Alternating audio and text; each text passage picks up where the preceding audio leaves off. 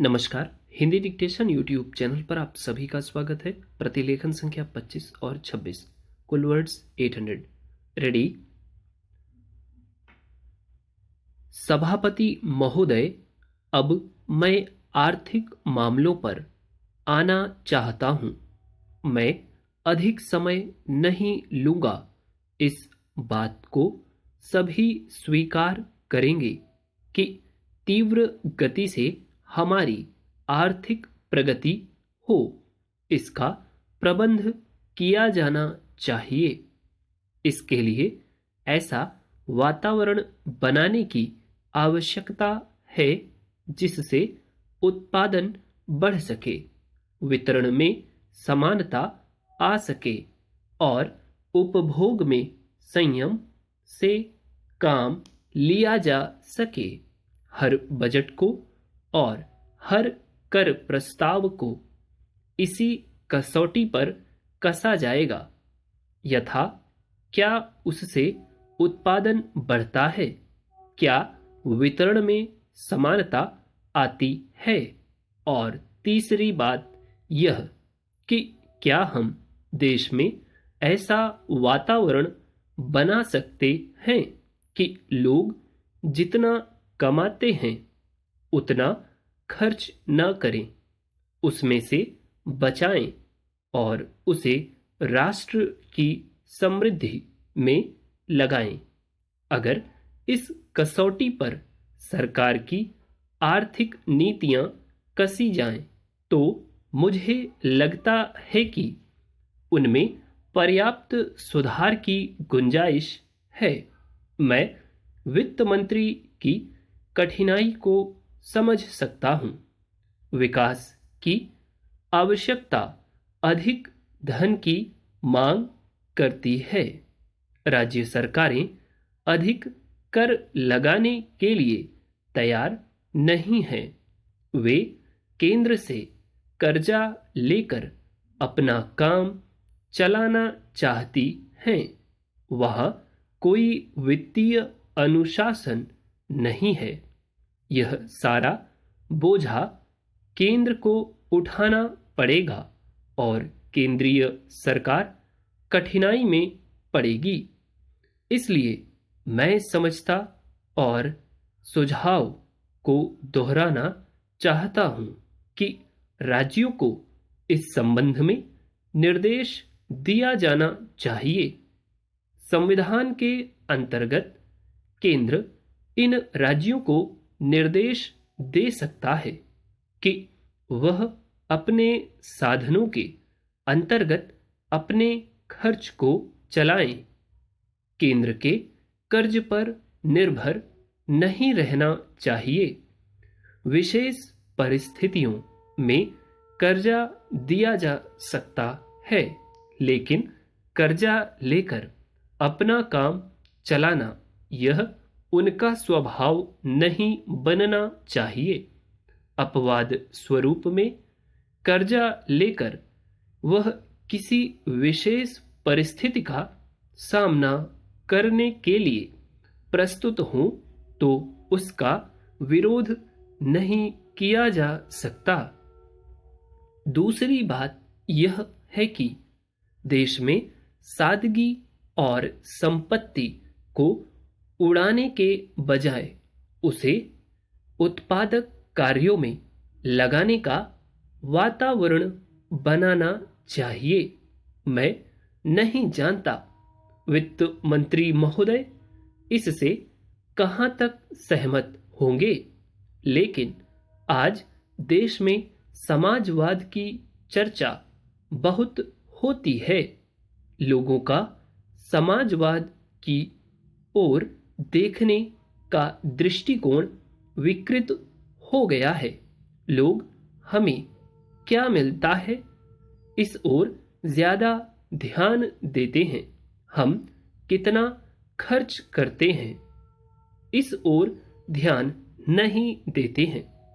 समाजवाद बिना संपत्ति की अभिवृद्धि किए और बिना उसके समान वितरण के नहीं आ सकता।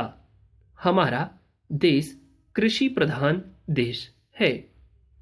सभापति महोदय, खेती के बाद उद्योग का हमारे देश की आर्थिक जीवन में बड़ा प्रमुख और महत्वपूर्ण स्थान है। स्वतंत्रता के बाद देश में बड़े बड़े और मौलिक उद्योग धंधे खड़े किए गए हैं जिनकी बहुत आवश्यकता थी। उस दिशा में अच्छा प्रयास किया गया है और उसमें बड़ी सफलता भी मिली है। लेकिन जहां बड़े बड़े उद्योग धंधे खड़े हुए, वहां छोटे छोटे उद्योग धंधों की, विशेष रूप से उन उद्योग धंधों की जो देश में परंपरा से चले आ रहे थे, बड़ी उपेक्षा हुई। बहुत से उद्योग धंधे अपने पुराने ढंग से चले आ रहे हैं, उनमें कोई नया परिवर्तन नहीं लाया जा सकता है, उनका कोई विकास नहीं हो सकता है। देश की स्थिति को देखते हुए विशेष रूप से ग्रामीण क्षेत्रों में कौन से नए उद्योग धंधे खड़े किए जा सकते हैं, इस बारे में कोई अनुसंधान नहीं किया गया है। खादी और ग्रामोद्योग स्थापित किया गया और उसने खादी और कुछ ग्रामीण उद्योग धंधों को लिया, लेकिन उसकी भी कुछ सीमाएं हैं। बहुत से उद्योग धंधे ऐसे हैं जिनको प्रोत्साहन दिया जाना चाहिए था, लेकिन प्रोत्साहन देना तो दूर रहा। ऐसी नीति अपनाई गई कि उनके काम में बाधा पैदा हुई और उनमें बहुत से टूट गए। इसका परिणाम यह हुआ है कि एक तरफ तो हमने दिखाने के लिए बड़े बड़े कल कारखाने खड़े किए हैं, लेकिन दूसरी तरफ बेकारों की संख्या बढ़ती गई है। आज यह समस्या एक भीषण रूप में हमारे सामने आई है। यदि हम छोटे छोटे उद्योग धंधों को, विशेष रूप से कृषि से संबंधित उद्योग धंधों को, बड़े बड़े शहरों में नहीं, दूर दूर ग्रामीण क्षेत्रों में नहीं फैलाते हैं, तो इसका दो दुष्परिणाम होगा। एक तो उद्योगों का केंद्रीयकरण होगा, दूसरे शहरों की जनसंख्या बढ़ेगी, जिससे अनेक जटिल समस्याएं पैदा होंगी। इससे हर एक आदमी को काम नहीं मिलेगा और हमारे जो पुराने उद्योग धंधे जीवन से संबंधित सामग्रियां तैयार करते हैं, उन पर बुरा प्रभाव पड़ेगा।